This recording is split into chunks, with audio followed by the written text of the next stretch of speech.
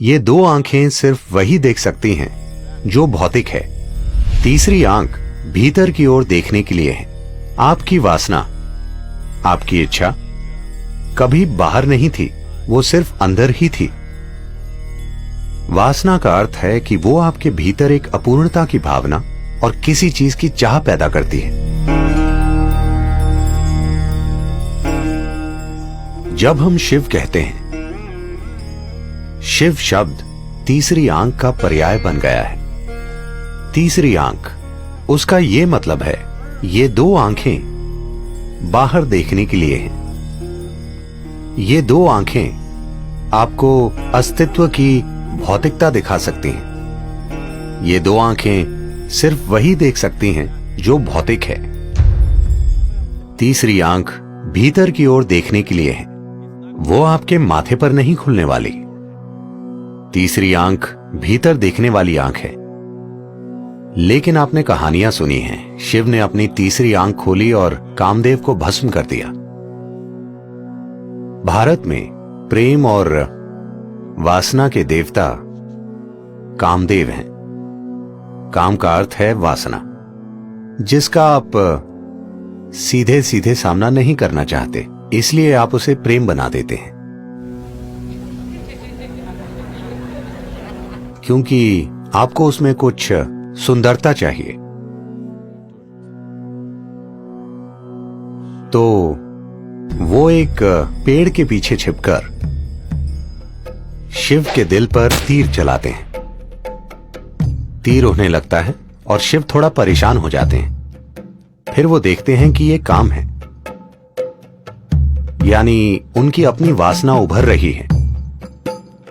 फिर उन्होंने अपनी तीसरी आंख, उग्र आंख खोली और काम को जला दिया। वो पेड़ के पीछे छिपा हुआ था, मगर वो भस्म हो गया। फिर शिव ने जले हुए काम की राख को अपने ऊपर लगा लिया कि मैंने इस चीज को सदा के लिए खत्म कर दिया है। ये लोगों को सुनाई जाने वाली आम कहानी है, मगर आप मुझे बताइए, आपकी वासना आपके अंदर उठती है या पेड़ के पीछे? नहीं, आप पेड़ के पीछे जा सकते हैं, यह दूसरी बात है।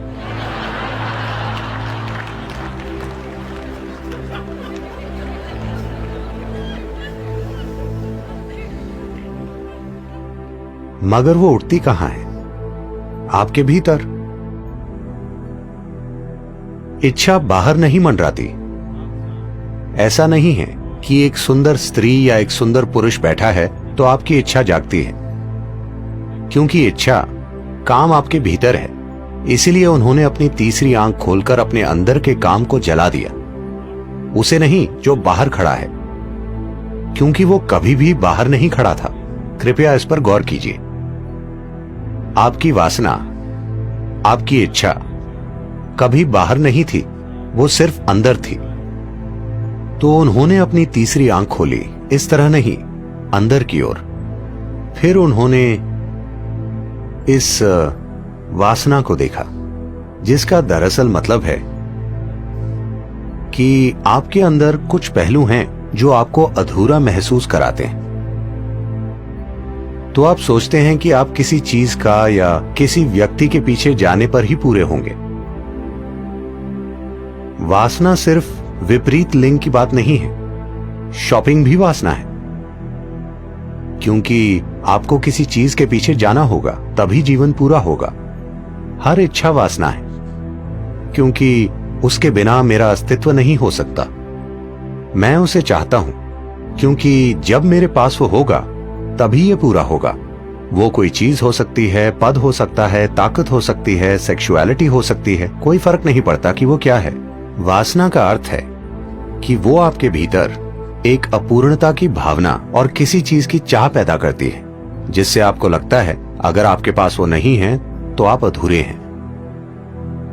तो वो अपने अंदर के काम को जलाने का फैसला करते हैं। उन्होंने काम को जलाया और फिर पसीने की जगह उनके शरीर के छिद्रों से राख निकली। ये यौगिक कथा है।